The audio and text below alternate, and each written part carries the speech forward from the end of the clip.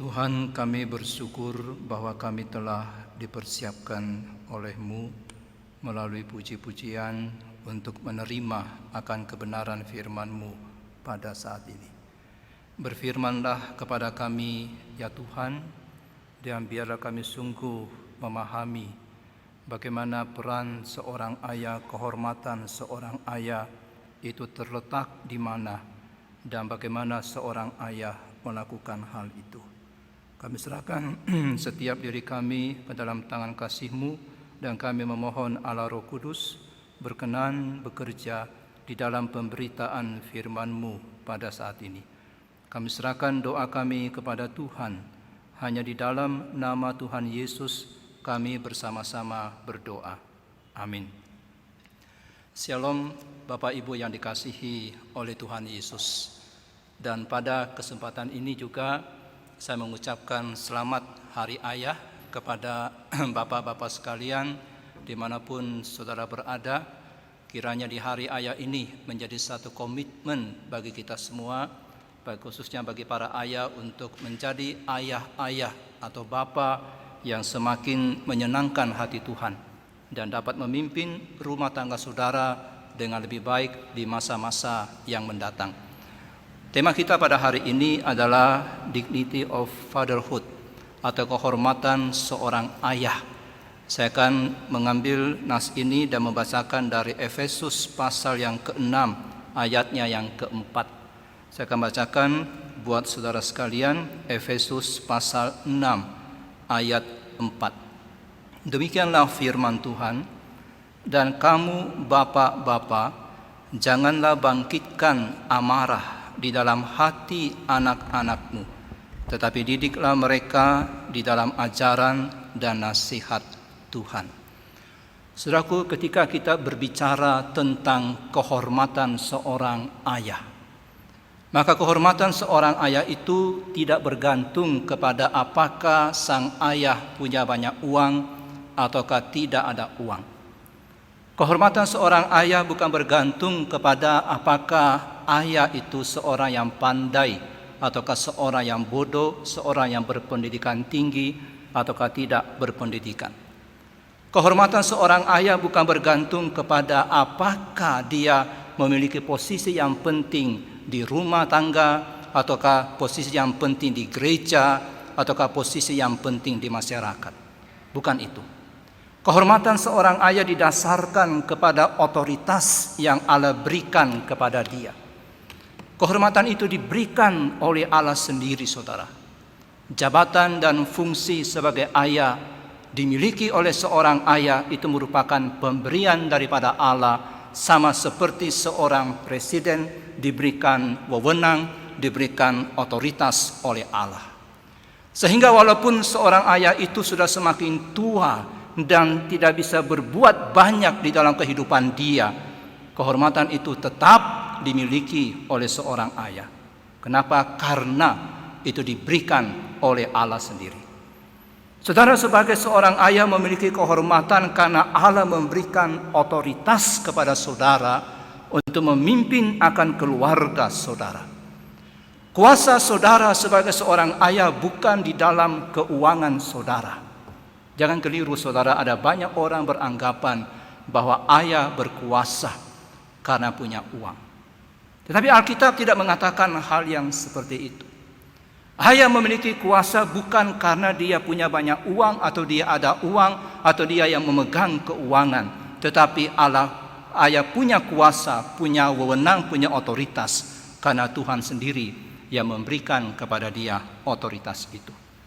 Saudaraku, besarnya kehormatan seorang ayah ini dinyatakan oleh Alkitab dengan mengatakan dalam Efesus pasal yang ke-6 ayat yang kedua, hormatilah ayah dan ibumu. Saudara, perintah kepada anak-anak untuk menghormati orang tua, menghormati ayah dan ibu itu sama seperti perintah kepada seorang hamba untuk tunduk kepada tuannya. Dan perintah tunduk ini sama dengan tunduknya hamba kepada tuannya dan bukan tunduknya istri kepada suami. Dan ini artinya, saudaraku, bahwa ketaatan anak kepada orang tua adalah ketaatan yang mutlak. Menghormati orang tua bukan karena dia begini, dia begitu. Dan menurut seorang penulis, hormat dan kasih kepada orang tua harusnya bersifat seperti ini. Aku mencintai engkau papaku karena engkau, bukan karena engkau begini, karena engkau begitu. Jadi bukan karena ayah kita sudah tua ataupun ayah kita sudah pikun atau sudah mengecewakan hati kita, lantas kita tidak menghormati lagi dia. Seorang ayah memiliki kehormatan itu karena sekali lagi diberikan oleh Allah. Allah yang memberikan itu kepada ayah. Allah memberikan otoritas atas keluarganya. Dan inilah the dignity of the fatherhood. Kehormatan seorang ayah. Saudaraku, mengapa Allah memberikan otoritas kepada ayah? Karena tanpa otoritas dalam sebuah keluarga, maka akan terjadi kekacauan atau anarkis dalam sebuah keluarga. Saudaraku, tetapi tentu saja otoritas yang diberikan kepada seorang bapa itu jangan disalahgunakan. Firman Tuhan di dalam Efesus pasal yang ke-6 ayat yang ke-4 yang tadi saya bacakan berkata seperti ini. Hai kamu bapak-bapak, janganlah bangkitkan amarah di dalam hati anak-anakmu. So, kenapa anak-anak marah kepada orang tuanya, khususnya kepada ayahnya? Oleh karena ada banyak sekali para ayah yang menyalahgunakan otoritasnya. Tuhan memberikan otoritas kepada seorang ayah, tapi bukan sebuah otoritas yang tidak ada batas.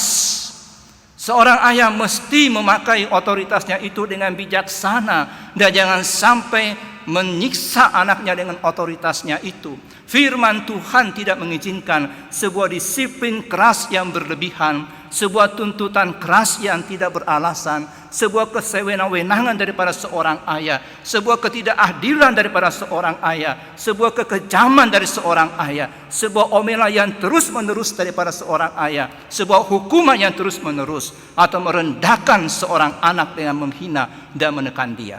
Firman Tuhan tidak mengizinkan memakai otoritas dengan cara yang seperti itu.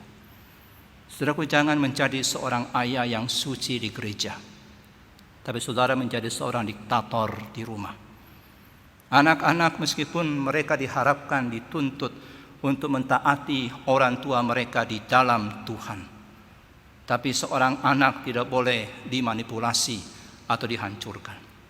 Amsal 19 ayat 18 berkata, hajarlah anakmu selama ada harapan, tetapi jangan engkau menginginkan kematiannya.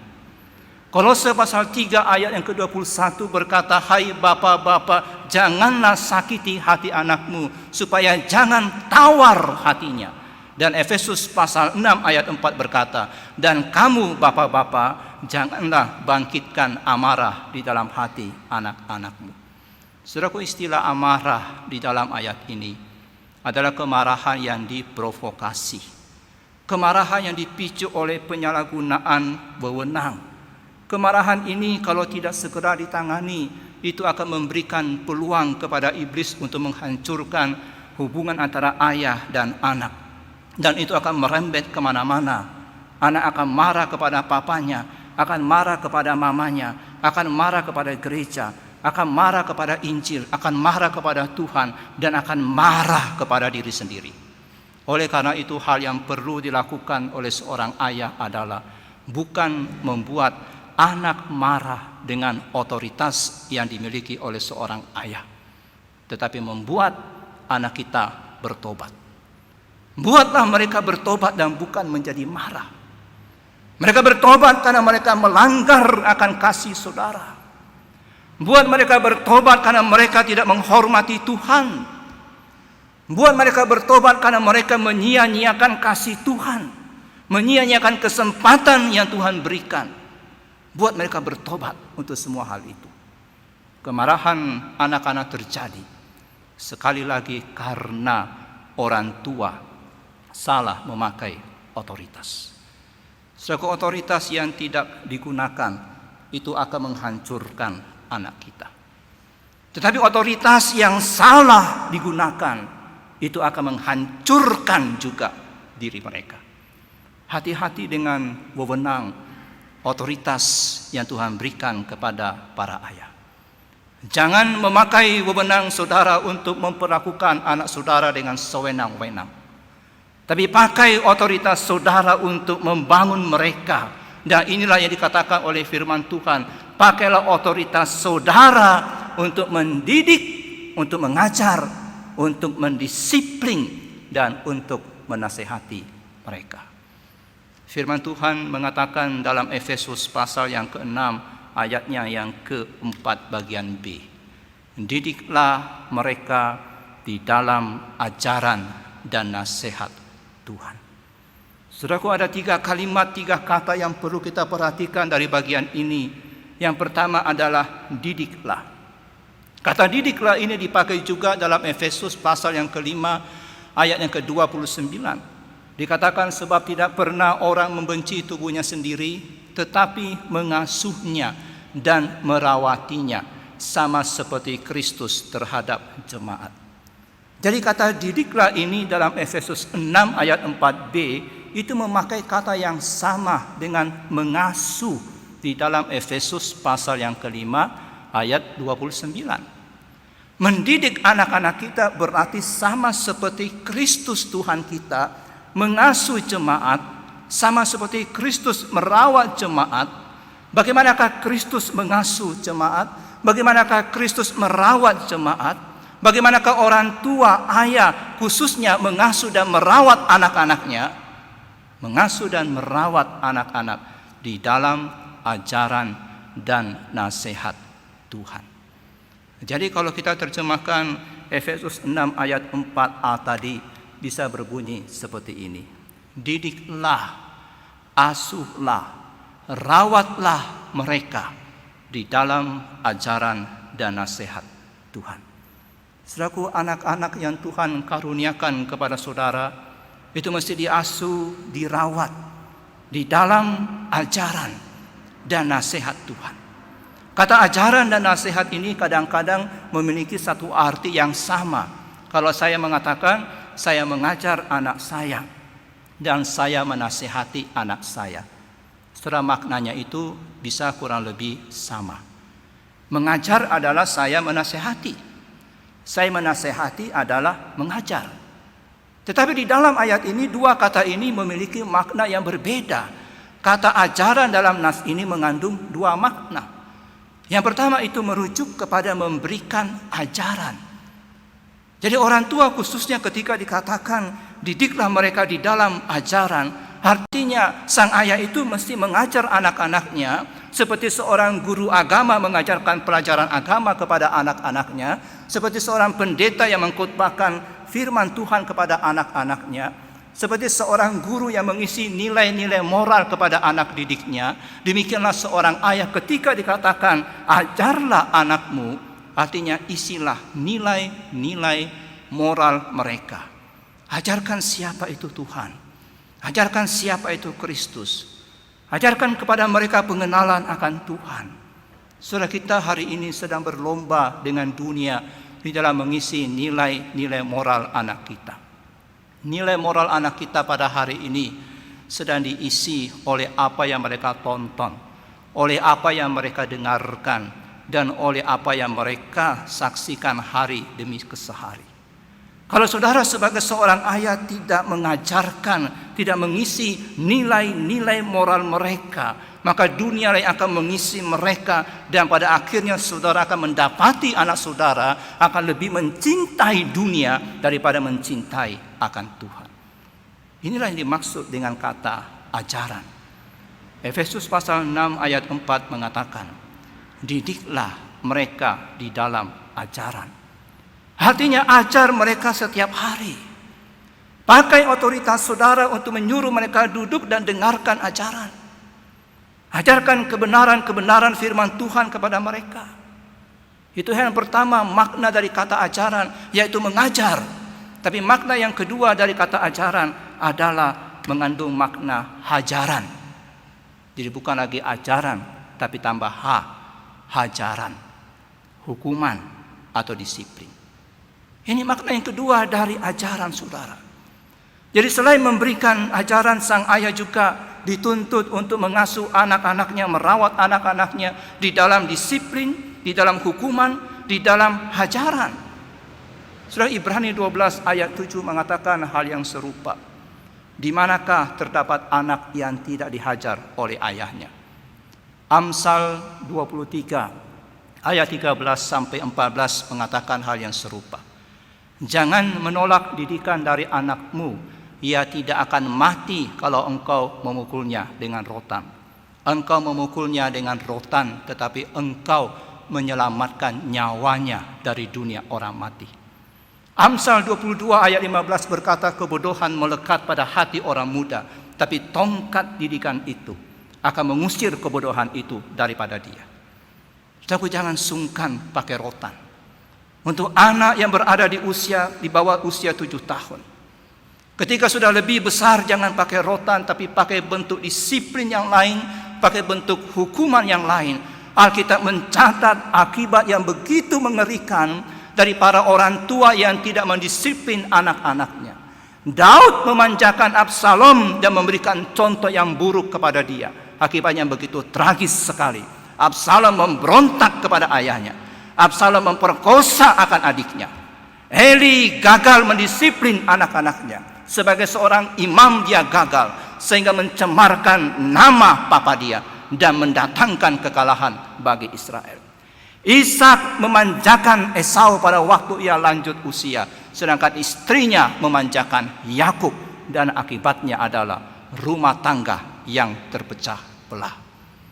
Daud, Eli, dan Ishak tidak mengikuti cara Allah di dalam mengasuh, dalam mengajar akan umatnya.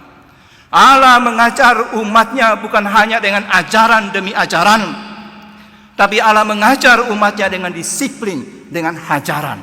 Ibrani 12 ayat yang ke-5 sampai 6 berkata seperti ini. Dan sudah lupakah kamu akan nasihat yang berbicara kepada kamu seperti kepada anak-anak? Hai anakku, janganlah anggap enteng didikan Tuhan, dan janganlah putus asa apabila engkau diperingatkannya. Karena Tuhan menghajar orang yang dikasihinya, dan ia menyesah orang yang diakuinya sebagai anak. 1 Korintus pasal 11 ayat 32 juga mengatakan hal yang serupa. Tetapi kalau kita menerima hukuman dari Tuhan, kita dididik supaya kita tidak akan dihukum bersama-sama dengan dunia ini. Saudaraku, ajarlah itu berarti beri disiplin, berikan hajaran, berikan hukuman. Tetapi tentu ini harus terkendali. Sangat berbahaya ketika ayah mendisiplin anak-anak atau ibu mendisiplin anak-anak pada waktu sedang kesal. Ada banyak ayah dan orang tua ketika memarahi anaknya, ketika mendisiplin anaknya, ketika menghukum anaknya, dilakukan di dalam emosi dan di dalam kekesalan. Tidak bisa menguasai diri.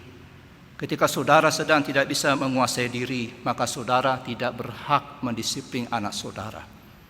Saudara tidak berhak melakukan itu, karena saudara sendiri butuh dimarahin karena sedang marah. Dr. Lloyd Jones mengatakan, ketika Anda mendisiplin seorang anak, Anda seharusnya terlebih dahulu mengendalikan diri. Apa hak Anda sebagai ayah untuk mengatakan kepada anak saudara, kamu harus didisiplin, padahal Anda sendiri butuh disiplin, karena Anda tidak bisa mengontrol temperamen Anda, tidak bisa mengontrol diri saudara. Jadi syarat bagi kita untuk memakai otoritas kita adalah, ayah-ayah, kuasai diri saudara. Ketika sedang memarahi, ketika sedang menegur, ketika sedang mendisiplin anak saudara. Tapi hal selanjutnya yang mesti dilakukan atas anak, bukan hanya mengajar dan mendisiplin, tetapi menasihati. Di dalam pasal yang ke-6 ayat 4 bagian B dikatakan, didiklah mereka di dalam ajaran dan nasihat Tuhan. Saudara, otoritas seorang ayah bukan hanya dipakai untuk mengajar, bukan hanya dipakai untuk mendisiplin, tetapi juga untuk menasihati. Koreksi anak saudara kalau mereka salah. Nasihati mereka, jangan biarkan itu dan jangan diamkan hal itu. Jangan mengizinkan anak-anak menurunkan posisi orang tua, khususnya ayah sebagai pengatur jiwa mereka. Jangan izinkan anak-anak saudara menuntut tanpa mengoreksi mereka. Jangan mengizinkan anak saudara walaupun kelihatan lucu menendang saudara, memukul saudara. Biasanya anak-anak seringkali menuntut mamanya, "Mama atau Papa, saya mau itu sekarang, lakukan sekarang." Berikan nasihat ketika anak sudah mulai seperti itu. Sudah, anak saya tidak pernah guling-guling di lantai ketika menuntut sesuatu. Saya pernah melihat ketika suatu hari kami ke mall, sudah lama, ketika anak kami masih kecil, dan saya melihat ada seorang anak nuntut mamanya sesuatu. Dan anak itu guling-guling di lantai dan tetap mengatakan, saya mau itu, Ma." Anak saya tidak pernah guling-guling seperti itu. Bukan oleh karena mereka baik, tapi mereka tahu dengan jelas tidak ada gunanya guling-guling di lantai. Karena walaupun mereka guling-guling sampai semalaman, tuntutan mereka tidak akan saya penuhi. Jadi jangan biarkan anak-anak mengancam saudara, berbicara kasar kepada saudara. Koreksi mereka ketika mereka mengancam. Koreksi mereka ketika mereka berkata kasar. Itu namanya nasihat. Saudara punya otoritas itu. Jangan mengizinkan anak saudara menantang saudara secara terbuka tanpa saudara menasihati mereka. Karena ketika saudara mengizinkan itu terjadi, maka saudara sebagai seorang ayah ataupun ibu sedang menurunkan siapa diri saudara di hadapan mereka. Saudara adalah wakilnya Allah. Sudah, anak-anak kita tidak langsung lahir dengan pengertian yang benar dan apa yang benar, apa yang salah. Saudaralah sebagai seorang ayah yang mengendalikan moral anak itu. Bukan mereka yang mengendalikan moral mereka. Saudara yang mengendalikan moral mereka. Dan Allah memberikan otoritas itu kepada saudara untuk mengarahkan moralitas mereka, untuk menasehati mereka, untuk mengoreksi mereka. Kalau mereka masih kecil, pimpin mereka dengan otoritas yang memaksa. Sekali lagi, kalau mereka masih kecil, di bawah 7 tahun, pakai otoritas yang memaksa. Jangan takut memakai otoritas saudara. Karena pada usia seperti itu, saudara itu bukan teman mereka. Pada usia di bawah 7 tahun, saudara bukan teman mereka. Saudara adalah papa mereka. Saudara adalah mama mereka. Pimpin dengan otoritas. Saudara punya hikmat dan pengalaman, dan jangan mencoba bernegosiasi dengan anak kecil untuk membujuk mereka.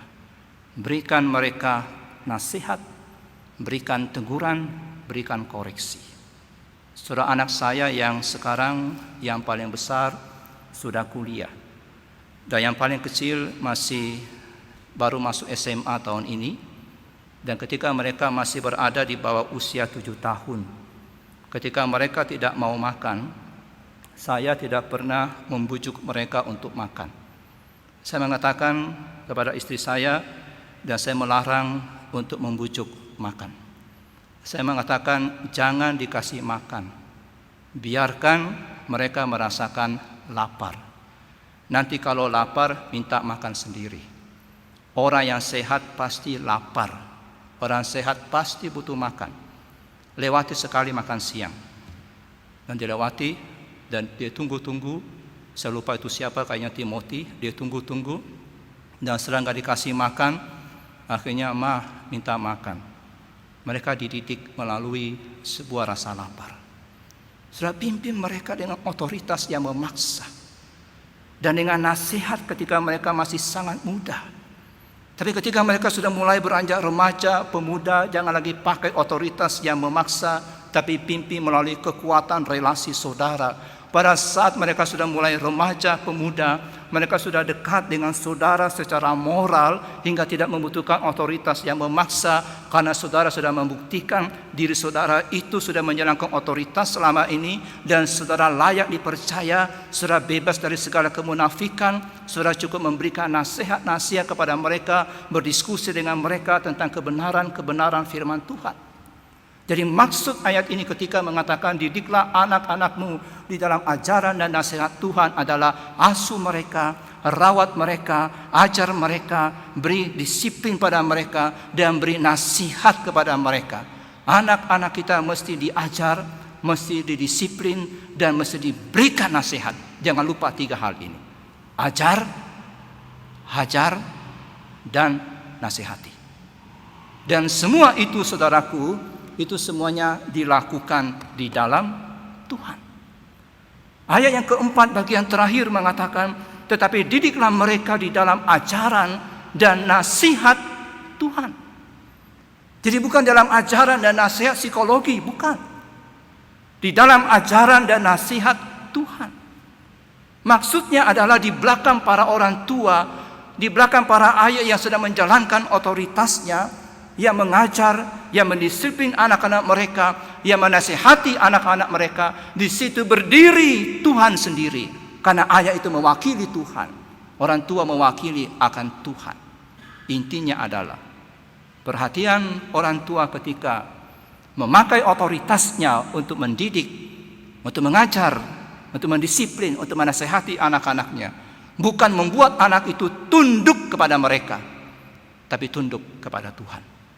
Tunduk di dalam ajaran Tuhan, tunduk di dalam kebenaran firman Tuhan. Hal ini juga berarti bahwa ajaran, disiplin, nasihat yang diberikan seorang ayah itu berada dalam lingkup Tuhan sebagai rujukan utamanya. Dengan kata lain, ini merupakan ajaran Kristen, dan ini bukan pendidikan umum yang saudara temui dalam dunia ini. Dan saudara mengajarkan firman Tuhan, mendisiplin sesuai dengan ajaran firman Tuhan, menasihati sesuai dengan kebenaran firman Tuhan. Saudaraku, firman Tuhan menghendaki kita para ayah Kristen adalah ayah yang dihormati, punya otoritas sebagai pendidik yang sabar, dan senjata utamanya kita adalah pengajaran Kristus. Sehingga satu waktu anak-anak kita mengikuti Kristus dan menjadi murid-murid Kristus. Kenapakah hal ini dituntut dari seorang ayah? Kenapa seorang ayah mesti mendidik anaknya, mengajar anaknya, mendisiplin anaknya, dan menasihati anaknya? Kenapa itu dituntut oleh Tuhan? Jawabannya sederhana. Karena kebapaan kita, para ayah, itu berasal dari satu Allah dan Bapa kita semua, dan bahwa karya pendamaian Allah di dalam Kristus anaknya yang tunggal itu bertujuan membentuk satu keluarga Allah yang besar di seluruh dunia ini, yang berasal dari berbagai bangsa, yang berasal dari berbagai suku, berbagai budaya, untuk menjadikan anak-anak sebagai anak-anak yang takut akan Tuhan. Dan itu menjadi keluarga besar dalam dunia ini, dari segala abad, segala zaman, dan kita berbagian di dalamnya membentuk anak kita, dan mereka adalah anak-anak Allah. Sehingga saudaraku, kita sebagai ayah melakukan bagian kita dalam satu unit yang kecil dalam keluarga. Maka ketika itu digabungkan dengan seluruh keluarga, akan terbentuk sebuah keluarga besar di dalam Tuhan, yakni orang-orang yang mengasihi akan Tuhan, orang-orang yang hidup di dalam Tuhan, yang hidup menyenangkan hati Tuhan.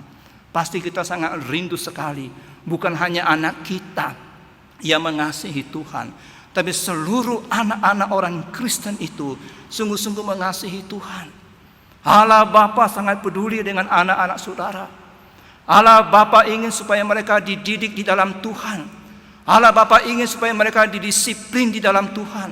Allah Bapa ingin supaya mereka dinasehati dalam Tuhan. Oleh karena itu, saudaraku, mari sebagai ayah, dimanapun saudara berada, jadilah ayah yang mempedulikan keluarga saudara, seperti Allah Bapa mempedulikan keluarga besarnya. Jadilah seorang bapa yang sayang kepada anak-anak saudara, sama seperti seorang bapa yang sayang kepada kita, Allah Bapa yang mengasihi kita. Saudaraku, ketika sebagai seorang ayah kita gagal untuk melakukan ini, dan itu menyebabkan masalah di kemudian hari, maka itu merupakan sebuah kesalahan di mana kita tidak memberikan waktu kita, memakai otoritas kita untuk mendidik anak-anak kita. Martin Lloyd Jones berkata seperti ini: jika orang tua lebih memperhatikan pemeliharaan anak-anak mereka sama halnya dengan memperhatikan hewan piaraannya, memperhatikan bunga, maka situasinya akan sangat berbeda. Saudara, banyak sekali orang tua lebih merawat hewan piaraan daripada merawat anak. Burung terus diperhatikan, diberi makan. Ikan terus diperhatikan, diberi makan setiap hari. Lloyd Jones mengatakan seandainya orang tua itu memperhatikan pelihara anak-anaknya sama saja dengan pelihara burungnya dia, maka pasti hasilnya akan berbeda. Masalahnya adalah ada orang tua yang lebih memperhatikan piaraan daripada anak, yang lebih memperhatikan pekerjaan daripada anak. Sudah, hari ini adalah Hari Ayah Internasional. Mari kita perbaiki diri kita dengan cara kita mendidik anak kita. Setiap ayah memiliki dignity, memiliki satu kehormatan. Kita diberikan otoritas oleh Allah. Dan ingatlah bahwa kebanyakan anak yang memberontak kepada orang tuanya disebabkan karena ayah atau orang tua itu tidak memakai otoritas yang diberikan Allah, hingga anak itu menjadi pemberontak. Kalau selama ini saudara tidak memakai otoritasmu untuk mengajar anak saudara, untuk mendisiplin anak saudara, untuk menasehati anak saudara, saya katakan saudara telah berdosa kepada Tuhan. Tuhan memberikan saudara otoritas itu, tapi saudara tidak memakai otoritas itu. Saudara lalai dalam memakai otoritas saudara. Saudara tidak mengajar mereka, saudara tidak mendisiplin mereka, saudara tidak menasehati mereka, dan rumah tangga yang tidak ada otoritas itu akan menjadi rumah tangga yang kacau. Tetapi kalau selama ini saudara salah memakai otoritas saudara, saudara menyalahgunakan otoritas yang diberikan oleh Tuhan sehingga anak saudara marah kepada saudara, saudara juga mesti minta ampun pada Tuhan. Dan selain minta ampun pada Tuhan, saudara mesti datang kepada anak saudara, perbaiki kembali relasi saudara dengan anak saudara, koreksi kembali diri saudara, datang dengan rendah hati menemui anak saudara, pulihkan kembali relasi yang rusak karena menyalahgunakan wewenang yang Tuhan berikan. Jangan lagi menindas dia, jangan memperlakukan tidak manusiawi, tapi ajarlah, didiklah di dalam Tuhan, bukan di dalam penindasan dan kekejaman, bukan di dalam kejengkelan, bukan di dalam kemarahan, tapi di dalam kasih, di dalam Tuhan. Itulah yang diperintahkan oleh Alkitab. Hai para ayah, didiklah anak-anakmu di dalam ajaran dan nasihat Tuhan, bukan di dalam emosi, bukan di dalam kejengkelan, tapi di dalam kasih Tuhan. Mari kita berdoa. Kami bersyukur kepada Tuhan yang memberikan kepada para ayah satu otoritas yang begitu besar untuk memimpin akan keluarga dan secara khusus memimpin akan anak-anak yang Tuhan berikan kepada mereka. Kami berdoa Tuhan, Engkau tolong supaya otoritas itu dipakai. Karena ketika para ayah tidak memakai otoritas itu, maka akan terjadi kekacauan di dalam sebuah rumah tangga. Anak-anak akan tumbuh tak terkendali karena mereka tidak dididik, mereka tidak diajar, mereka tidak didisiplin, dan mereka tidak dinasihati. Tapi kami juga sadar bahwa pada satu sisi ada ayah-ayah, orang tua yang salah memakai otoritas mereka. Mereka memakai otoritas itu dengan sewenang-wenang. Mereka menindas, mereka mengomel yang tidak berhenti, mereka menghancurkan moral hidup daripada anak mereka sendiri. Mereka menghancurkan akan karakter anak mereka sendiri. Kami mohon belas kasihan-Mu Tuhan. Sadarkan setiap para orang tua dan khususnya para ayah bahwa otoritas yang Tuhan berikan kepada kami adalah otoritas untuk mengajar firman Tuhan, mengajarkan nilai-nilai kebenaran. Otoritas yang Tuhan beri pada kami adalah disiplin yang di mana kami sendiri mampu menguasai diri. Otoritas yang Tuhan berikan pada kami adalah nasihat di dalam Tuhan. Bantulah para orang tua, bantulah setiap ayah khususnya untuk boleh mengajar, mendisiplin, menasihati di dalam kasih Tuhan, bukan di dalam kemarahan, bukan di dalam di luar penguasaan diri, bukan di dalam kejengkelan dan di dalam emosi, tapi di dalam kasih kebaikan Tuhan, di dalam keadilan Tuhan, di dalam kebenaran firman-Mu Tuhan.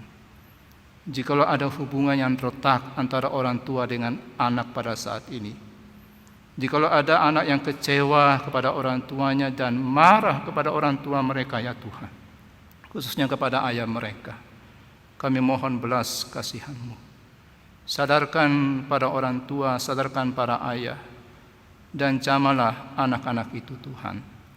Perbaharui mereka kembali dan tuntun mereka untuk memiliki relasi yang kembali pulih seperti sedia kala. Kiranya kasih Kristus yang menguasai setiap keluarga-keluarga, daripada jemaat-Mu, daripada anak-anak-Mu, Kaimton dan dimanapun setiap anak-anak Tuhan berada. Terima kasih Tuhan, kami serahkan doa kami kepada-Mu, hanya di dalam nama Tuhan Yesus kami bersama-sama berdoa. Amin.